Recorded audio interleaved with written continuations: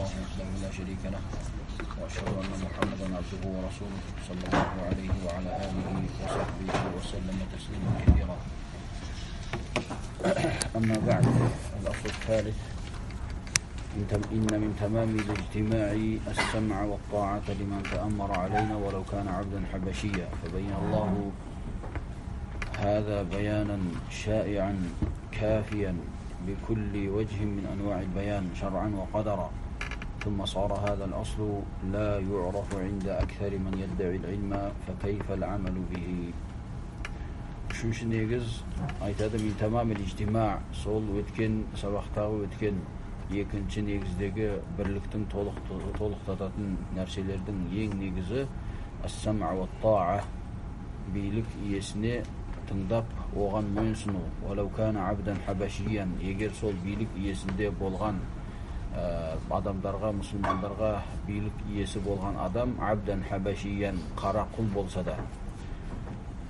Айтады рахимахуллах, Аллах субханаху ва таала осы негізді жалпы Құран хадистің дәлелдеріменен жеткілікті дәрежеде баяндап берді. Бүткіл баяндардың түрлерін істетуменен осы нәрсе шариғаттан да қадардағы өмірдегі болған жағдайларменен барлығы дәлелденген. Thumma sara hadal aslu, содан кейін осы негіз соншалық бір дәрежеде мән берусіздікке жетті.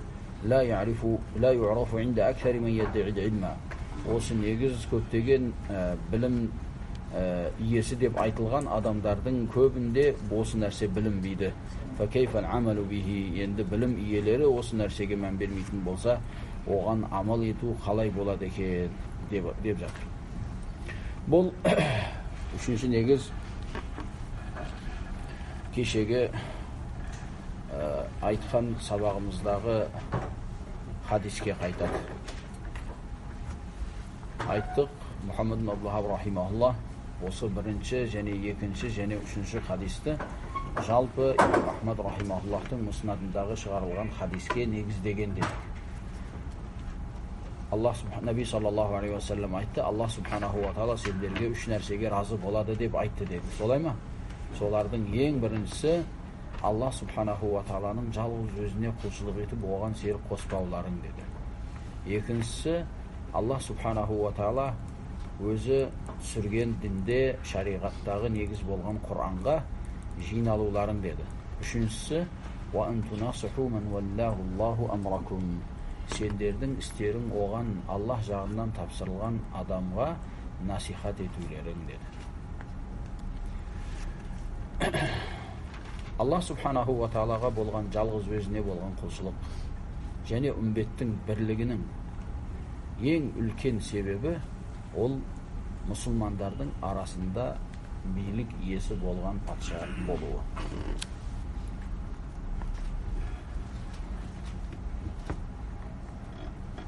Осы бап Аллах субханаху ва таала Мұхаммад ибн Абдул-Ваххаб рахимахуллах айтқандай, осы бапты Аллах субханаху ва таала Құранда және хадисте, жалпы шариғаттың дәлелдерінде және өмірдің болған жағдайлары менен барлығын осы негіз керек екенін баяндап берген. Ол анық нәрсе.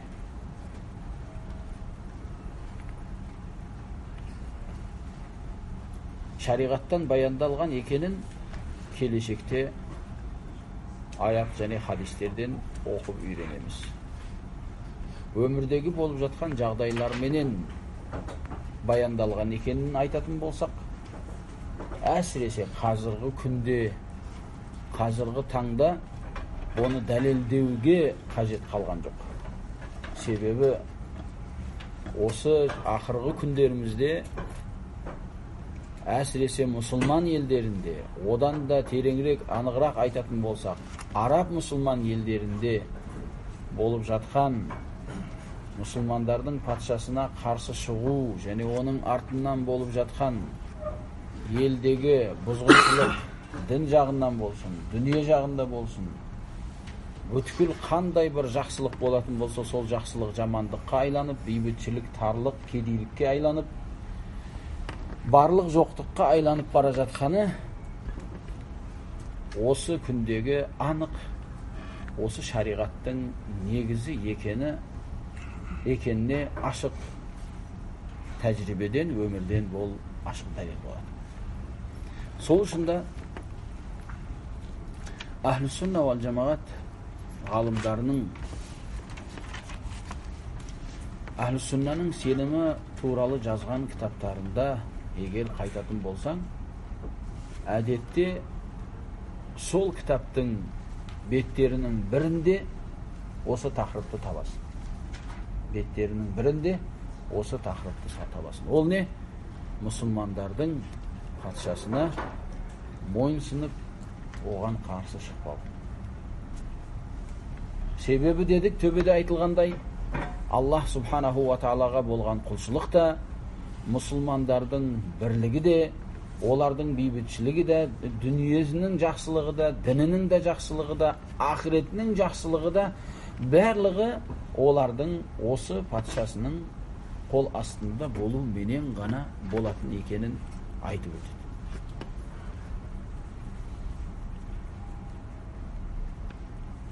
Осы нәрсеге егер дәлел бабынан келіп тоқтайтын болсақ, ол баптағы дәлелді шектеу өте қиын.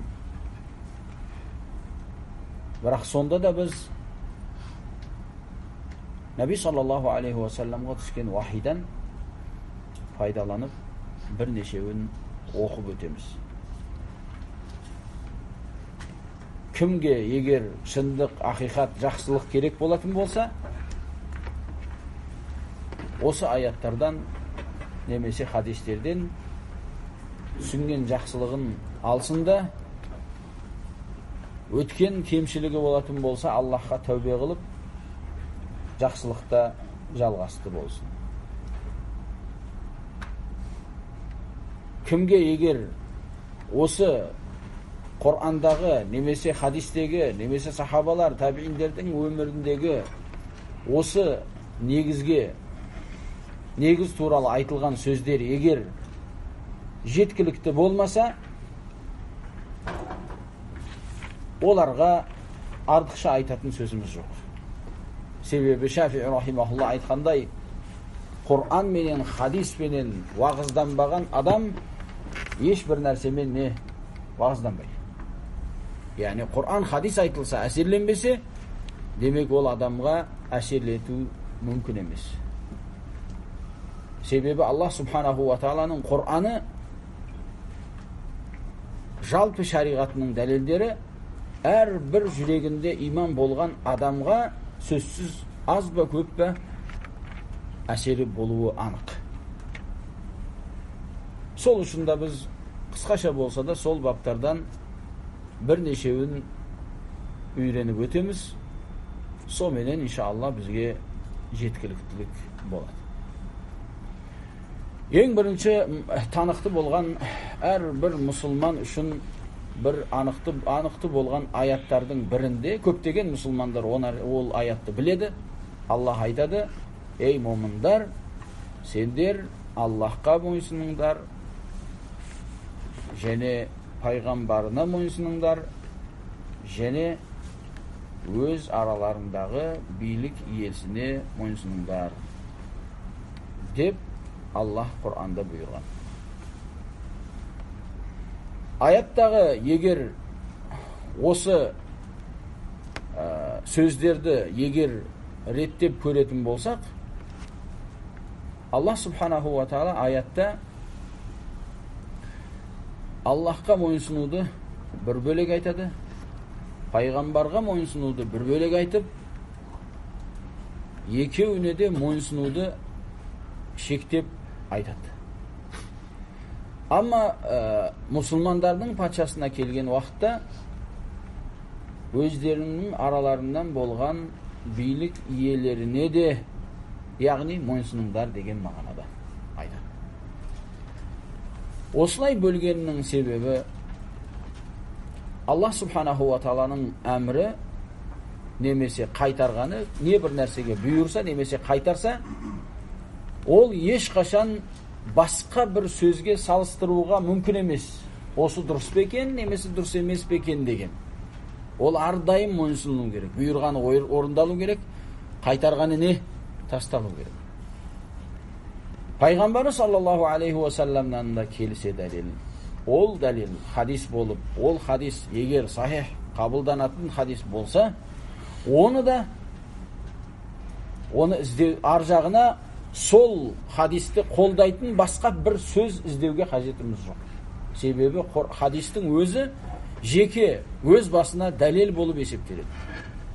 Оны да турадан тура қабылдап, оған сеніп, амал болатын болса, мойынсынып амал істеуіміз керек болады. Үшінші дәрежедегі нәрсе ол мұсылмандардың патшасы. Оларға да мойынсыну керек. Бірақ оларға болатын мойынсыну Құран хадистің шегімен болу керек болады. Себебі патшалар, билік иелері, оларға вахи түспейді. Олардың сөздері қате болуы да мүмкін, көбі дұрыс та болуы мүмкін. Егер сөзінің Құран хадиске сай келіп жатқанын көрсе адам, оған мойынсынады. Егер оған қарсы келсе, яғни Құран хадиске қарсы келсе, оған мойынсынудан бас тартады. Бәлкім оған мойынсыну арам болады.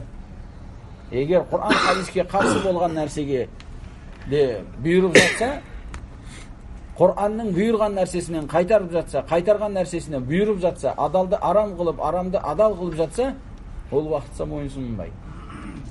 Бәлкім мойынсыну арам осы жағдайда. Ар жағына қалай мәміле қылыну керек? Тек қана сонымен тоқтаймыз ба? Жоқ.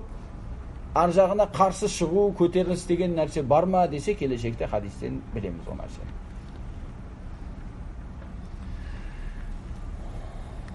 Демек, Құрандағы аят бізді осы нәрсеге тәрбиелейді.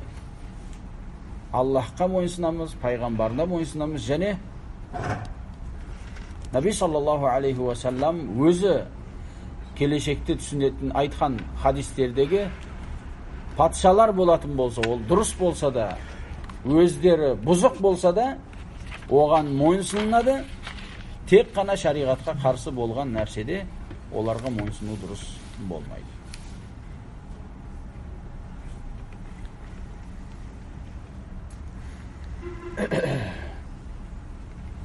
Сахихайндағы Убадат ибн Самит радияллаху анхуның хадисіне келеміз. Наби саллаллаху алейхи ва салламға дейді Убада радияллаху анху, біз байат бердік дейді. О кісіге байат берген уақытымызда ауырлықта да, жеңілдікте де, және өзіміз көңілімізге жағып тұратын нәрседе, жақпайтын нәрседе де, және сол сияқты біздің ақымызды бермей, өздерінің ақыларын толық алып жатқан уақытта да билік иесіне мойынсынып, оны тыңдауға байат бердік дейді. Және сол сияқты осы билік ісінің иелеріменен осы билікті таласпауға байат бердік дейді. Сөзінің басынан алатын болсақ, Наби саллаллаху алейхи ва саллам сахабалардан өздерінің өмірлеріндегі болған патшаларымен болатын мәмілелерін Наби саллаллаху алейхи ва саллам байатпенен шектейтін болған. Сол уақыттан Мұхаммед алейхиссалату вассалам Аллахтың адамдарға болған елшісі болуменен бірге мұсылмандардың несі болды? Билік иесі болды. Пайғамбар болуменен бірге не болды? Наби саллаллаху алейхи ва саллам мұсылмандардың несі? Патшасы, билік иесі болды.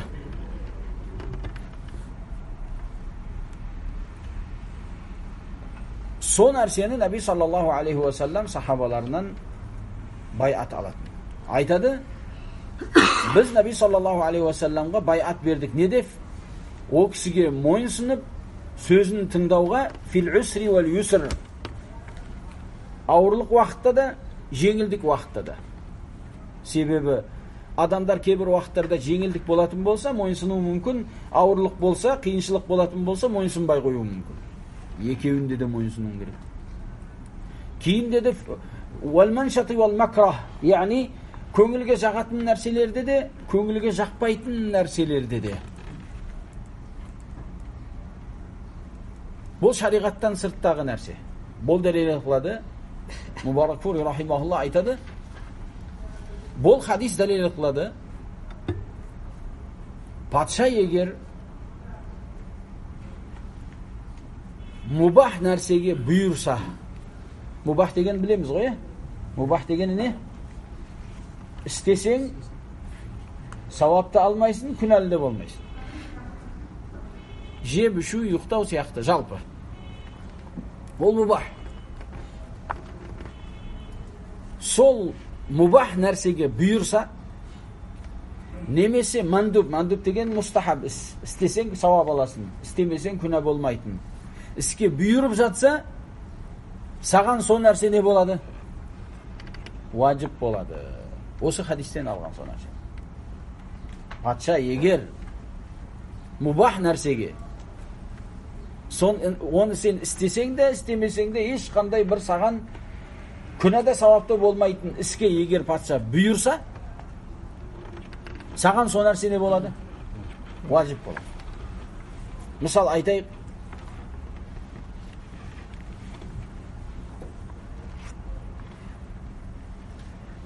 сен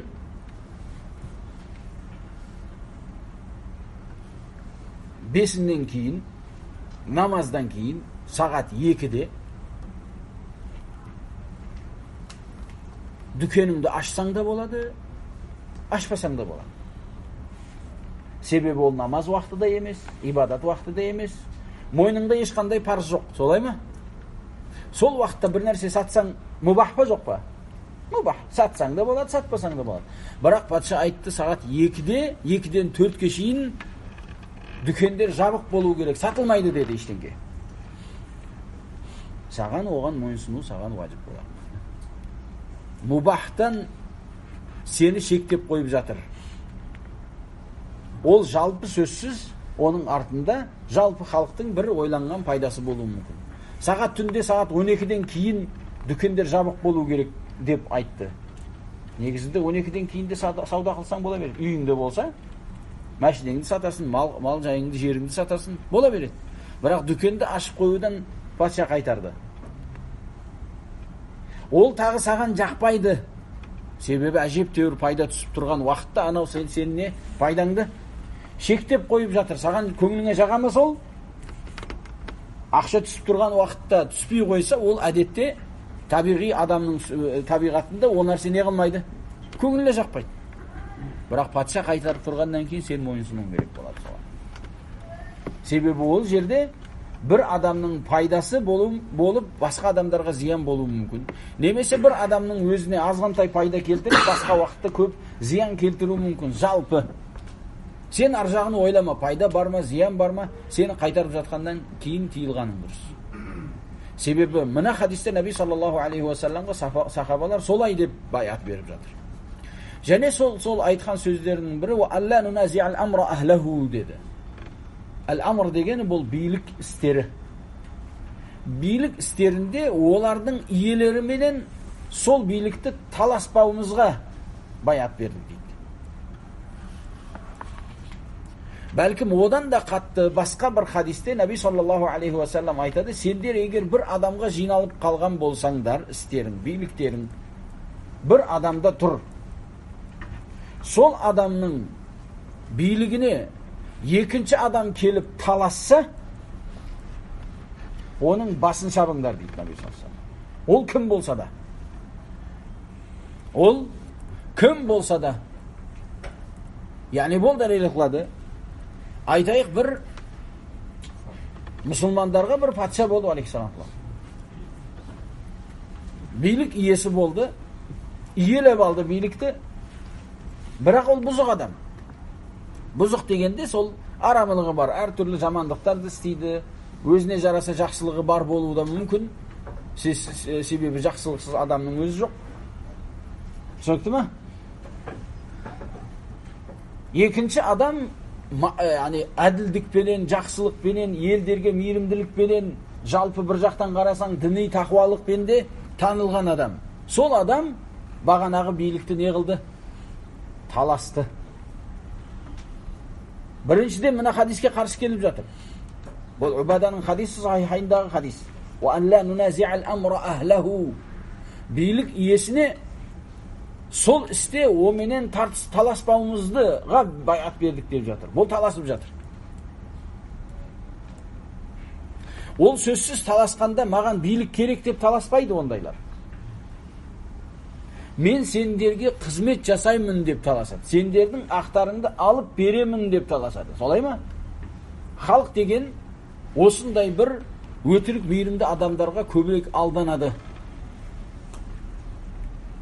Осы жағдайда бұл адамдарға осындай бір сыртқы көрінісінен жақсы әдемі көрінетін сөздерменен адамдарды жан-жағына жинайды да осылай бір көтеріліс жасайды. Әр уақытта осындай бір көтерілістер болып келген, ол болып та қалады солай. Бұл Наби саллаллаху алейхи уассалам хадисте қайтарған нәрсесі. Бұл бір нәрсе. Екіншісі, оның қаншалық өзі жақсы адам болғанына қарамай, бағанағы таласып шығып жатқан адам. Қанша өзінде, нәпсінде, қаншалық пайдалы немесе жақсы адам болғанына қарамай, ол адам осы жамандыққа, бүткіл елдерге, бүткіл қауымға, бүткіл халыққа келешекте үлкен зиянмен қайтатын бір істі істеп жатқан болғандықтан, Наби саллаллаху алейхи уассалам ол адамды өлтіруге бұйырды. Неге? Себебі бұл бір өзі өлмесе, халық өледі дегені ол. Сөзсіз бір адамның өлгені халықтың зардап шеккенінен. Яғни қанша адамдардың қаны төгілгеннен, қанша әйелдердің абыройы аяқасты болғаннан көре, бір адамның өліп қоя салғаны үмбет үшін жеңілірек. Ол кім болса да ол, қаншалық дәрежеде құрметті адам болмасын. Осындай адамды қалай болар үйтті деген әңгіме болмайды ол жерде. Себебі Наби саллаллаху алейхи уассаламның әміріне қарсы келіп жатқан адамға Наби саллаллаху алейхи уассалам өзі айтқан жаза қолданып жатыр. Ол жерде көре алмаушылық немесе басқа іс кетіп жатқан жоқ. Наби саллаллаху алейхи уассаламның қойған сызығынан шығып жатыр, және оның үстіне пайғамбардың өзінің айтқан жазасы қолданып жатыр.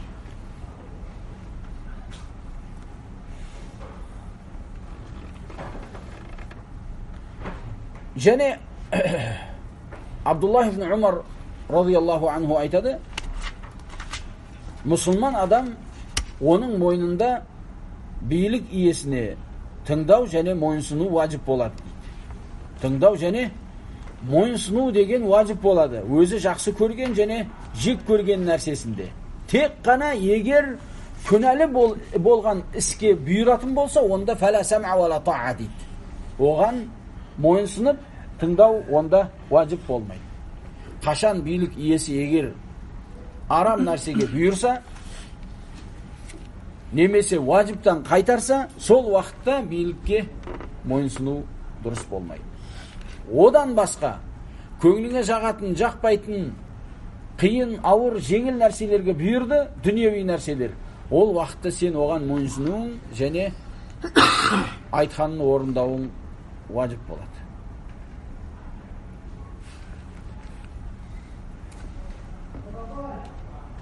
Ол күнәлі іске бұйырған уақытта, шариғатқа қарсы болған нәрсеге бұйырған уақытта сен оған мойынсынбайсың. Сомен тоқталасың ба?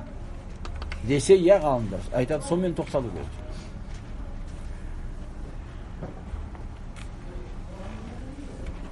Харб ибн Исмаил ал-Киммари рахимахуллах айтады,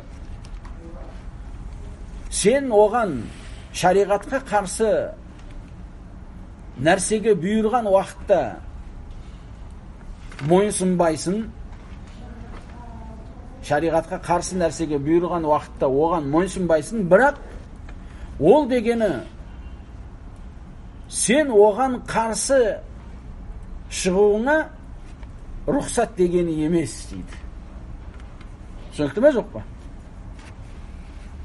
Сен оған сол мәселеде мойынсұнбайсың дегені, демек оны өз мойныңдағы ақысы болған жалпы патшалықты алып тастап, оған қарсы шыға аласың деген емес ол. Сол үшін бұл Harb ibn İsmail Kirmani rahimahullah, бұл имам Ахмад rahimahulлахтың тәрбиесін алған адам. О кісі имам Ахмад rahimahulлахтың өмірінен осы хадис қалай амалға жүзеге асқанын көріп біліп айтқан сөзі болды. İmam Ahmad rahimahullah өзінің кезінде, өзінің уақытында бірнеше реттен айтып өткенбіз, 3 халифаның уақытында зұлымдық көрген. 3 халифа, біреу емес, 3 халифаның уақытында қорлық көрген. Әр бірінен азап жеккен. Бәлкім о кісіні сабалаған адам айтады, егер сені сабалағандай, егер бір түйені сабалағанымда, ол түйе өліп қалған болатын дейді. Соншалық дәрежеде қатты қорлықтарды көрген рахимахулlah.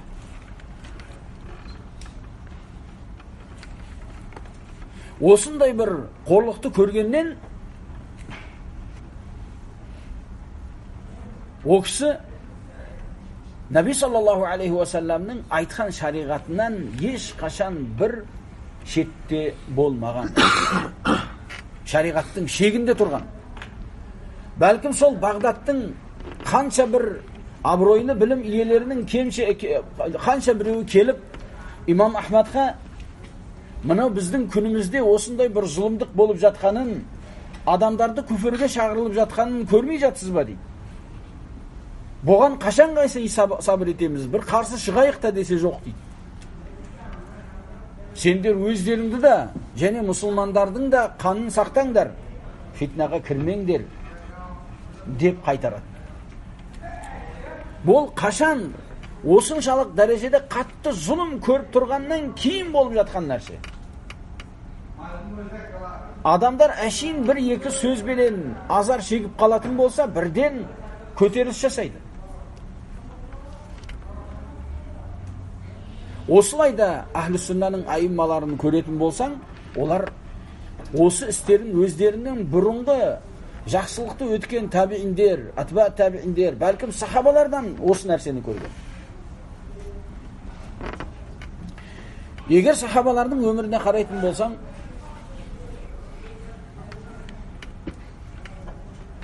мұсылмандарда болған осындай бір кең мүлк қашан болды? Мұсылмандардың мүлкінің кеңейгені Омардың уақытында болды. Себебі сол уақытта екі үлкен кәпірлердегі болған билік, фарыстар мен румдардың билігі құлады. Омар радиаллаху анху құлады солардың бәрін. Содан Усман радиаллаху анхуның кезінде мұсылмандардың елі одан да кеңейді. Али радиаллаху анхуның уақытында фитна болғандықтан біраз мұсылмандар өздерімен өздері біраз шұғылданып қалды. Не болғанда да мұсылмандарға қандай бір жақсылық, дүниенің жақсылығы болсын, діннің жақсылығы болсын, барлығына себепші болған кімдер? Сахабалар. Оның барлығын, тіпті біздің елдерге жетіп барған жақсылықтың себепшісі сахабалар.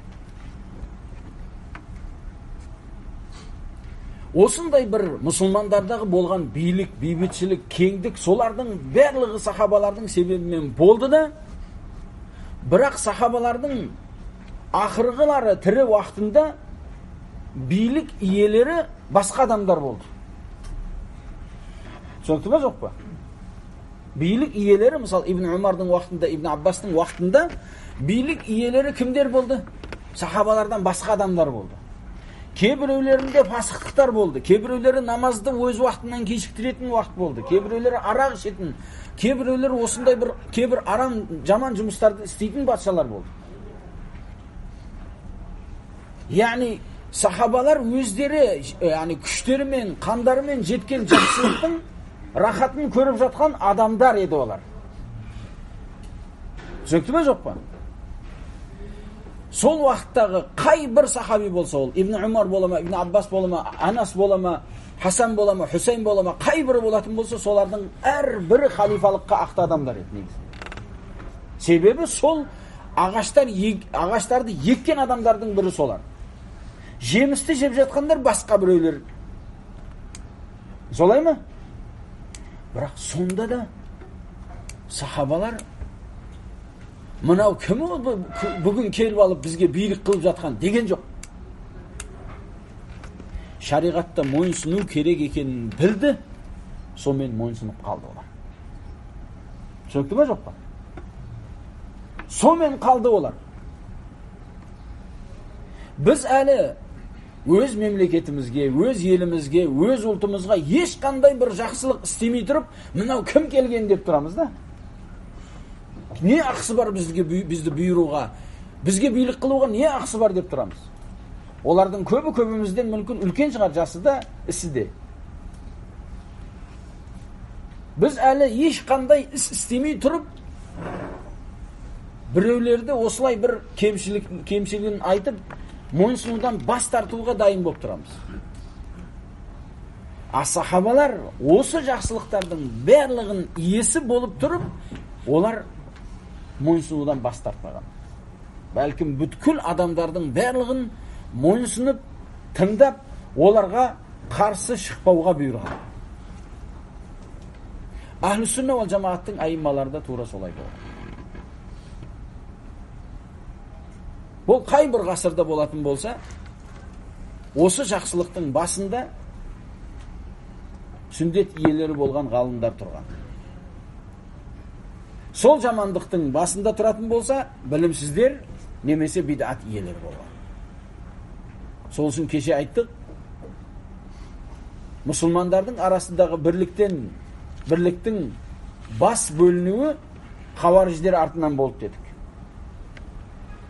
Ол хауариждер, олардың ішінде сахабалардың біреу болған жоқ. Сол үшін Ибн Аббас радиаллаху анху оларға бір ескертуға барған уақытта не дейді? Сен қаяқтан келдің, кім жіберді сені десе, мен момындардың әмірі болған Алиден және пайғамбардың күйеу баласының және сахабалардың алдынан келіп жатырмын, сендердің іштерінде солардың біреуі де жоқ шығар дейді. Себебі сүндет иелерінің сүндет иесі болған аиммалар ондай жерде болмайды. Сол үшін да тіпті қазіргі күнде осы хауариждердің бір қызып тұрған уақытына қарайтын болсаң, олардың басында тәжірибелі, осы дінде берік болған, сүндет иесі болған ғалымды көрмейсің. Иә, ғалым саналған, шыныменен сақалды ағарған кейбіреулер бар болуы мүмкін басында.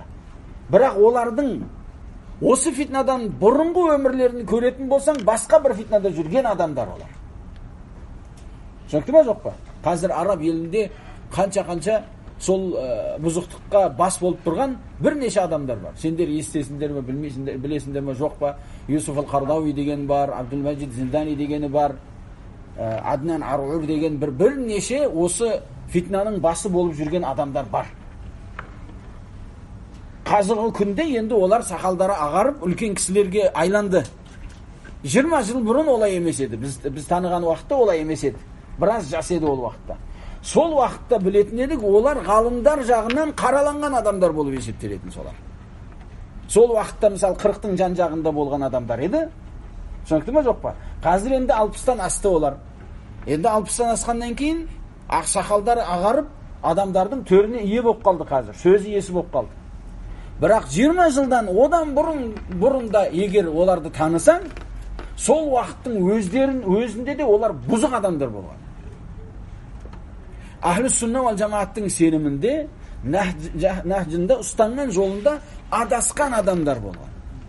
Ол Қардауи болса да, Абдул-Маджид Зиндани болса да, немесе Аднан Арур дегені болса да, қанша осы тәкфирдің, осы қозғаланның, немесе революцияның артында тұрған, басында тұрған десек, соған шағырып, бүткіл мұсылман елдерінің балдарын жиналуға, сол жерге малдармен, жандармен, ақшаларменен, өздерінің денелерімен жәрдемге шақырып жатқан адамдарды көретін болсаң, болар бірнеше ондап жылдар бұрын олардың кім екенін, әхлі сүндет иелері болған ғалымдар кім екенін біліп, оларды баяндап қойған болған. Бірақ олардың көбі қазіргі күнде осындай бір кейбіреулері сол елдерге болған мейірімділікпенен, немесе мұсылмандардың ақысын алып беру деген сөзбен шығып, кейбіреулері Шейх Албани рахимахуллахтың шәкірті деген атпенен, кейбіреулері Ибн Баздың шәкірті деген атпенен, кейбіреулері Ибн Таймияның, кейбіреулері Мұхаммад ибн Абдул-Вахаб рахимахуллах, себебі жастар соларды құрметтейді.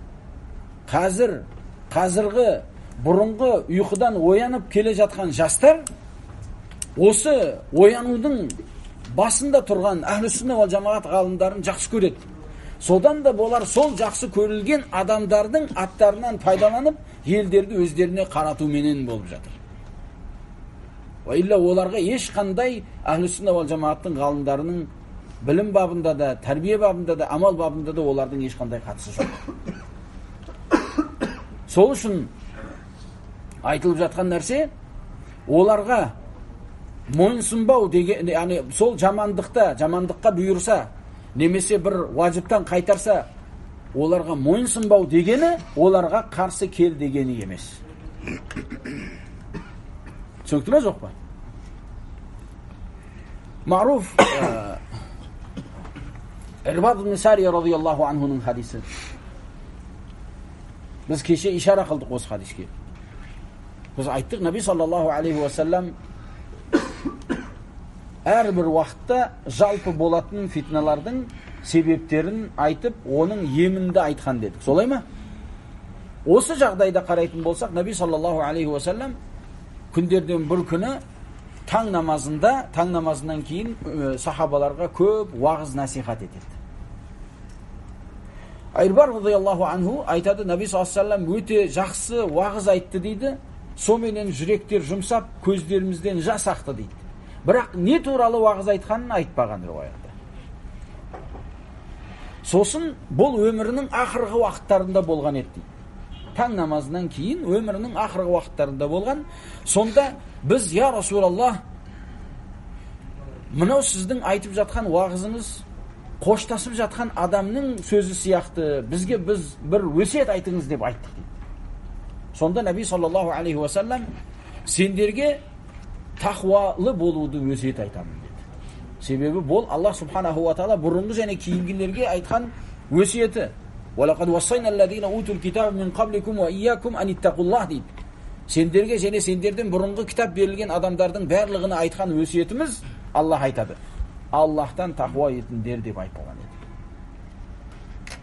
Содан кейін وَالسَّمْعُ وَالطَّاعَةُ وَلَوْ عَبْدًا حَبَشِيًّا деді.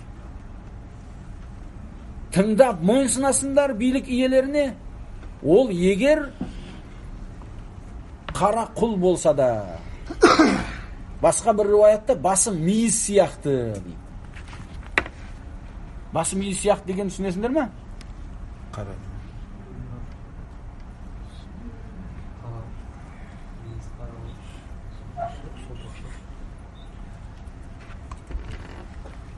Кейбір африкалық бауырлардың басы сондай ұзын болады. И шаштары бұйра болғандан мейізге ұқсайды сол. Соны айтып жатыр. Түсінікті ме? Көрінісі азғантай бір кемсітілген көріністе болуы мүмкін. Яғни өзі құл, және хабаши, және басы солай. Солай ма жоқ па? Яғни мужаддал атраф, яғни мүшелерінде кемшіліктер бар. Мүмкін көзі қыли шығар, бірнеше кемшіліктер бар. Ондап, жүздап, бәлкім миллиондап адамдар оны бірнеше себептермен кемсітуі мүмкін. Бірақ ол билік иесі, оған мойынсыну керек. Ғалымдар айтады, негізінде бұндай адам құл билік иесі болмау керек. Себебі біз білеміз шариғатта құл адамның мүлкі болмайды. Құлдың мүлкі болмайды. Себебі құлдың мүлкі кімдікі болады? Иесінікі болады. Бұл қалай патша болуы мүмкін десе, бұл ғалымдар айтады, егер құлдар жиналып, тарихта болған сондай. құлдар жиналып көтеріліс жасап билік иесі болып алса болды. Шыныменен билік иесі болып жұмыс соған тоқтаса, мұсылмандардың қаны төгілмеу үшін адамдар соған тоқтау керек. Соған мойынсыну керек. Уалау абдан хабашия деп Наби саллаллаху алейхи ва саллям осындай төмен болса да сен оған мойынсынуың керек деп не деді? Наби саллаллаху алейхи ва саллям сахабаларға осыны өсиет айтты. Сол үшін осы бір 10 жылдың жан-жағында кейбір өздерін бір білім иесіміз деп айтқан біреулер кейбір ешкім бұрыннан айтпаған бір сөздерді айтып шығады. Айтады, осы Құр'ан хадиспенен халифалықтың заңыменен өкім етпейтін патшалар, біз оларды кәпір демейміз дейді. Біз оларды кәпір демейміз дейді. Олар мұсылман. Бірақ біз оларға бізге патшалық бабынан емес, фитна болмау үшін ғана мойынсынамыз дейді. Түсінікті ме жоқ па? Бір 2-3 жыл бұрында анау Салаф форум деген базарда да осы нәрсе біраз жүзді. Қазір өшкен сияқты, білмеймін, дауыстары шықпайды, қаяқта қалып кетті олар. Осыны біраз базарын жүргізді солар. Не деп? Мысал, осы қазіргі күндегі демократия немесе соған ұқсаған заңдар менен жүретін патшалар өздері мұсылман. Біз кәпір деп айтпаймыз оларды. Бірақ біз оларға мойынсынғанда біздің патшамыз ретінде мойындап емес, біз мойынсынбасақ проблема болады, фитна болады. Сол үшін мұсылмандардың пайдасы үшін ғана мойынсынамыз. Егер кезі келсе, лақтырамыз дегенде ол. Ар жағын айтпайды бірақ. Түсінікті ме жоқ па? Бұл сонша ғасырлардан бері айтылмаған әңгіме болды.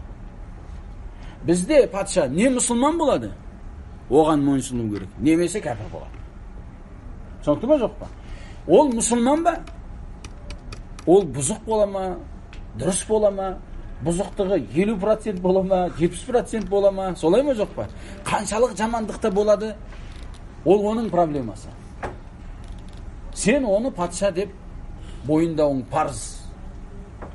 Сөзіңмен де, жүрегіңмен де. Неге жүректі айтып жатырмыз? Себебі бағанағылар жүректерінде мойындамайды оны патша деп.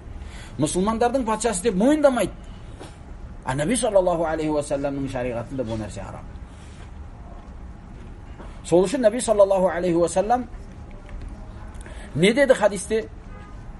Хадисте патшалардың қандай дәрежеде оған қарсы шығу мүмкін, немесе кімдерге мойынсынбайды дегенде, мойынсыну важиб екенін айтты. Хатта тарау куфран бавахан индакум фихи мин Аллахи бурхан. Хатта тарау куфран бавахан. Олардан ашық болған, анық, ешқандай бір күдік немесе тәуил болмаған күфірді көрулерің деді. Көру дегені ол есту, айтылған, видео, анау, мынау болмайды. Анық көруің керек сен, көзіңменен. Бұл бірінші. Екіншісі бавах, яғни ашық күфір болу керек. Ешқандай тәуилі жоқ.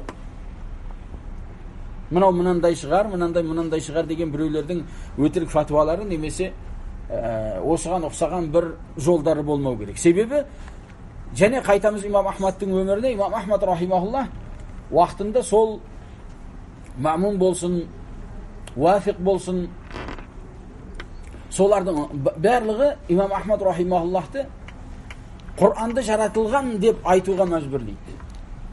Аллах субханаху ва таала сөйлеуші. Ол сөйлейді.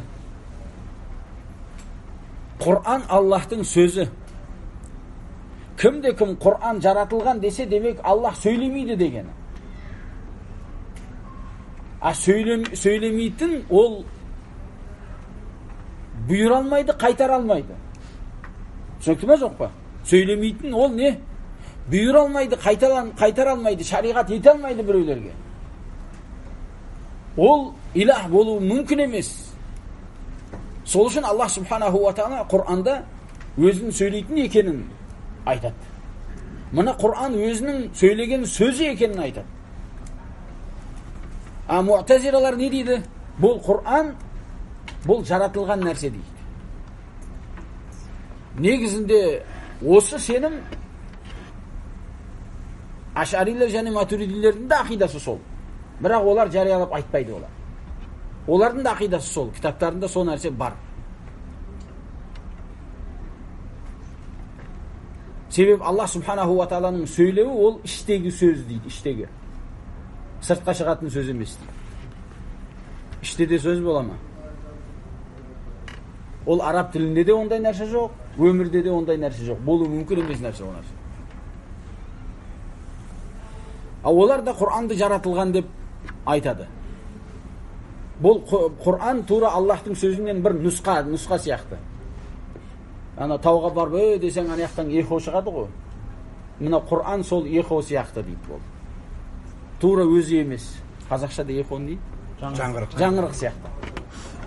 Түсінікті ме жоқ па? Тауда десең, ана жақтан жаңғырық шыға ма? Сол мына қолымыздағы Құран сол Аллахтың сөзінің жаңғырығы сияқты. Өзі емес. Мынау жаратылған. Бұл күфір бұл негізінде. Бірақ имам Ахмад рахимахуллах оларды кәпір деген жоқ. Сол үшін де ғалымдар Муътазилаларды, Ашарилерді, Матуридилерді кәпір демеген. Себебі олардың тәуилі бар, шубхасы бар. Біліп тұрып айтса соны, түсіндіргеннен кейін, білгеннен кейін айтса ол кәпір болады. Оған шейін кәпір болмайды олар. Сол үшін де имам Ахмад рахимахуллахқа сен осы Құранды жаратылған деп айт десе, ей амирул муъминин дейді. Неге амирул муъминин деген? Мұсылман деген де ол. Момындардың қалай амирі болады егер мұсылман болмаса? Ей амирул муъминин, осы Құранның жаратылған екеніне Құраннан бір аят әкеп беріңіз, мен айтам соны дейді. Пәленшінің, түгеншінің сөзі керек емес. Құраннан әкеп беріңіз, Құран жаратылған екеніне бір аят әкеп беріңіз, мен айтам соны дейді. Әкеп бере алмайды. Бұл кісі былай деп айтса, ана Ахмад ибн Аби Дуад деген Муътазилалардың имамы ана патшаға басқа шубханы бере береді, шубха бере береді. Ішіне шубха толтырып тастаған. Анан тастай алмайды сөзін. Түсінікті ме жоқ па? Мынадан тыңдайды, анадан тыңдамайды. Түсінікті ме? Содан имам Ахмад рахимахулла осы күфірді айтып тұрса да, бағанағы патша күфірді айтып тұрса да имам Ахмад кәпір демейді. Себебі мына хадисте айтқандай күфір бауах емес, ашық күфір емес. Оның артында бір шубха бар күфір. Сол үшін де имам Ахмад рахимахулла кәпір демеген. Сол үшін де күфірдің артында бір адамды кәпірге шығару үшін нелер бар? Шарттары бар. Солардың ең біріншісі білген болу керек. Надан болса үзірі бар. Патшалардың көбі қазір надан болмаса кім? Шариғат бабында. Өзінің ісін саясатының ғалымы шығар енді. Ар жағының біздің жұмысымыз жоқ. Бірақ шариғат бабына келген уақытта айтқан сенім бабында айтылатын әңгімелеріне келетін болсақ, олар шариғаттан өте көп нәрсені білмейді. Себебі біріншіден айтатын адам жоқ. Екіншіден айтатын адам болса да оларға керегін айтпайды. Жалпы оларды ашуландырмайтын әңгіме айтуы мүмкін. Сен мұсылмансың, жақсы адамсың, сенден жақсы жоқ дегенде айтса, ол айтуы мүмкін, мен жақсы адам екенмін деп жүре береді сөз. Яғни жарты сағат, бір сағат қалса да солармен ең бірінші Аллахтың ақысы болған таухидты айтып қалу керек соларға. Олардың көбін тура келсе өзінің проблемасын айтуы мүмкін, басқа айтуы мүмкін, не айтады Аллаху алама. Түсінікті ме жоқ па? Біріншіден олар білген болу керек. Егер білімсіз болса, оның несі бар? Өзірі бар. Екіншіден сол күфри сөзді айтса да, істесе де, өзі мақсаттанып айту керек. Ұмытып қалып айтып қойса, қателесіп айтып қойса, өзірлі болады. Үшіншіден, біреу жақтан, басқа өкіметтер жағынан мәжбүрленген болмау керек. Осыны істемесең, сен кеттің десе, осы мүлкімді сақтап қалайын деп істейді соны. Түсінікті ме? Ғалымдардың бірі айтады, осы мәселеде пәлен патшаға насихат қылынған уақытта айтады, осы айтылып жатқан заңдар, болардың барлығы сырттан келініп жатқан, исламға, Құранға қатысы жоқ қой. Қалай болады десе, осыны істемесеңдер болмайды деп айтып жатыр ғой, не істейміз деп айтады дейді. Яғни бұл соны сол заңдарды қабылдаудан мақсат сол күрсінің иесі болып қалу, билік иесі болып қалу. Егер соны істемесе қалмайды ол жерде. Халқын өзіне қарсы қылып, мына қазір істеді ғой арабтардың елдерінде, қанша халықтың барлығын көтеріп, соны халық істеп жатыр дейсіңдер ме? Халықтың ішінде дін дұшпандары, ислам дұшпандары, халық дұшпандары бар. халықтың өзін мұсылман патшаларына қарсы қойып, міне қазіргі күнде олардың діні де артта, дүниесі де ондап жылдап төлей алмайтын қарызға кіріп кетті. Кімнен қарыз болды? Кәпір елдерден. Мұсылман елдерде емес, кәпір елдер. Олар берді, міне ал, міне қару аласың ба? Ал. Неге? Дәрі керек пе саған? Ал. Өздері қан ағызып, дәрісін де береді. Жақсы бизнесте бол. Қару керек пе? Мә саған қару. Енді атады ғой, атқаннан кейін сендерге дәрі керек қой, мә саған дәрі. Емдеу керек пе? Мә, болды қарыз барлығы. 10 жыл, 20 жыл, 30 жылды қарыздарға кіріп кетті. Бұл ел қайтадан қашан көтеріледі? Сол үшін елдеріңде осыншалық дәрежеде тыныштық, амандық болып тұрғанына шүкір ету керек адам. Себебі елде амандық, тыныштық болмаса, дінде болмайды, дүниеде болмайды. Сендер елдеріңде тыныштық болып тұрғандығы үшін де келіп жатсың неха. Қалтаңда азғантай болса да көк теңгең болғандығы үшін келіп жатсың. Егер бала-шағаң нан бер деп тұрса, осы жаққа келесің ба айтшы? Қайда саған келу? Шығып қайтып келмейтін жаққа кетіп жатқан болсаң, шығасың ба? Жоқ, шықпайсың. Сол үшін тыныштығың бар екен, дініңді үйреніп жатсың. Дүниең жақсы болып жатыр, алхамдулилла. Сенде бар неғмет қазіргі қанша мемлекеттерде, елдерде жоқ. Қай бір ел болса да. Сол үшін адам өзінің ойы менен, өзінің пікірі менен, өзін дұрыс деп шығармау керек. Бәлкім қандай көркем, әдемі пікір келсе де ойына, сол әдемі көркем пікірді, ойды Құран хадиске салып көру керек. Таразысынан. Сол таразы көтере ме, оны жоқ па? Егер сол таразы көтерсе, алхамдулилля, болмаса, оны тастаған дұрыс. Себебі ол ой қанша әдемі көрінбесін, оның нәтижесі Құранға, хадиске қарсы болғаннан кейін ол жаман бола береді. Біреу айту мүмкін, сонда ол патшалар жегенін жеп, ішкенін ішіп, зұлымдығын істеп жата береді, біз үндемейміз ба дейді ғой, не істейміз сонда? Бұның шешімі де бар шығар Құранда, хадисте. Бірнеңке бар ма? Десе оған да бар, айтылған шариғатта. О да айтылған. Абдуллах ибн Масуд радияллаху анху айтады. Наби саллаллаху алейхи ва саллам айтты дейді.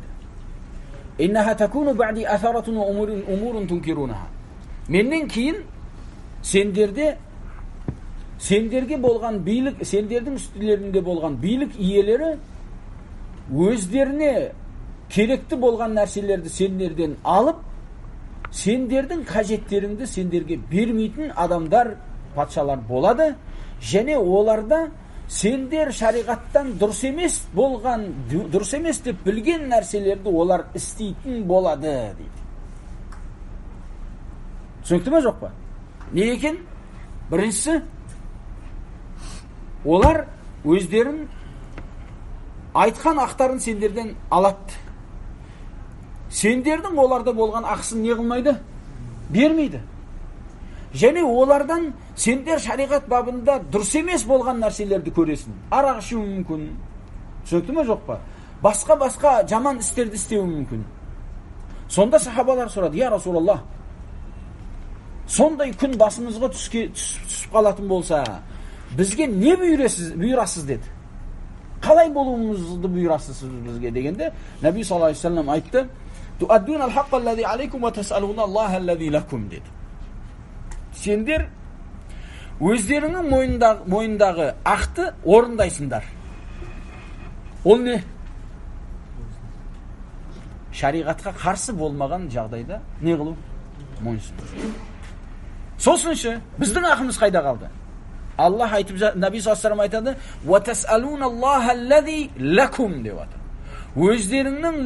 Олардың мойнындағы сендердің ақтарыңды кімнен сұрайсыңдар? Аллахтан сұрайсыңдар. Түсінікті ме, жоқ па? Демек, патшаларды есептеу, мұсылман патшаларды есептеу бізге емес екен ол. Олардың жамандығы болғанда біздің мойнымыздағы нәрсені насихат ету, қолымыздан келсе, немесе sabır menен дуа кылуу. А биздин акыбыз не? Кете береме десе, субханаллах. Мусулмандын акысы эч качан жок болмойт, эч качан.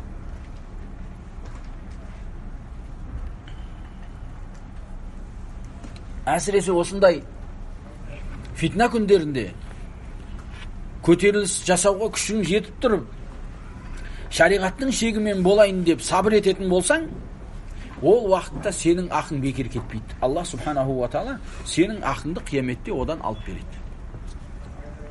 Қалай алып береді?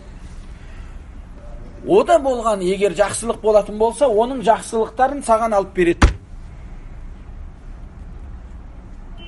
Жақсы, оның жақсылығы бітіп қалсашы,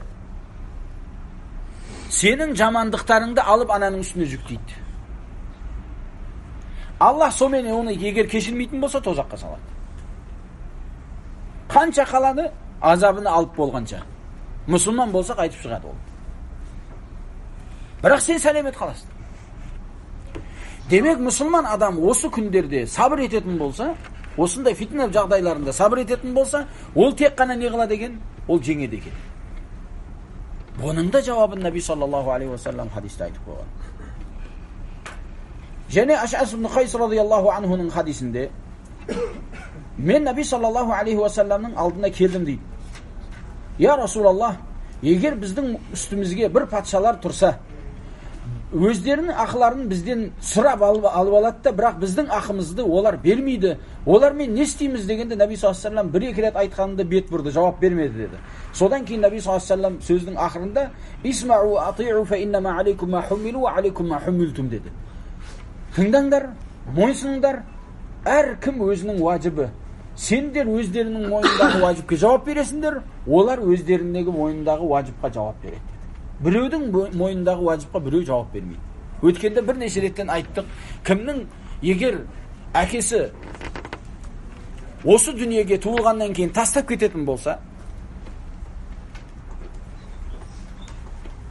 уақыттар өтіп әкесін тапса, ол әкесіне жақсылық қылу керек пе, жоқ па? Әкесі тастап кеткен оны. Оған қызмет қылу уажып болады. Неге? Себеп перзенттің уажыбы бір бөлек, әкенің уажыбы не? Бөлек нәрсе. Әрбір адамның өзінің несі бар? Парызы бар. Әкесі егер тастап кеткендігі үшін жауап беретін болса, баласы әкесін біліп тұрып, оған мойынсынып, оның қызметінің орындамағандығы, оған жақсылық қылмағандығы үшін жауап береді. Әке солай болғандығы үшін баланың мойнынан не? Парыз түсіп қалмайды. Тура солай. Әр бір жағдайда өз адам өзінің уажыбын. Мысал айтайық, саған қиянат қылған адамға сен де қиянат қылсаң бола ма? Жоқ, Наби саллаллаху алейхи ва саллям айтады: «Уала тахун ман ханак». Саған қиянат жасаған адамға қиянат жасама деп жатыр. Осы жерде патша сенің ақыңда қиянат жасап жатыр ма? Иә. Сен оған да қиянат жасауың керек пе? Оған қарсы келіп оны ғайбат жасап? Жоқ. Әркім өзінің уажыбына жауап береді. Түсінікті ме, жоқ па? Әр бір адам өзінің мойнындағы парызы бар, сол парызды не қылу керек болады? Орындау керек болады. Кейін кешегі сабақта бір сұрақты айтып өтіп кеттім. Осы патшалардан болатын кемшіліктер, олардан болып жатқан зұлымдар, олардың өмірлері, олардың семьяларындағы бар ақшалар, оларға жиналып қойылған әйеліндегі, қызындағы, ұлындағы, туысқандағы, күйеу баласындағы, нағашысындағы мүліктер, солардың бәрін біреулер есептеп жүреді. Сөкті ме, жоқ па? Соны бәр жерде айтады. Анау бұлай істеп жатыр екен, бұлай істеп жатыр екен. Мына жерде қалай аш қалып жатыр, ана жерде адамдардың үйі жоқ, мына жерде газ жоқ, мына жерде светі жоқ, мына жерге су келмеген, ана жерде жол салынбаған, мыналар деген қасырда жатыр деген. Осы сөздердің барлығы нәтижеде бір сағат біреу сөз айтсын сондай. Барлығы жаңалық болсын. Не пайда бар оның артында? Не пайда бар?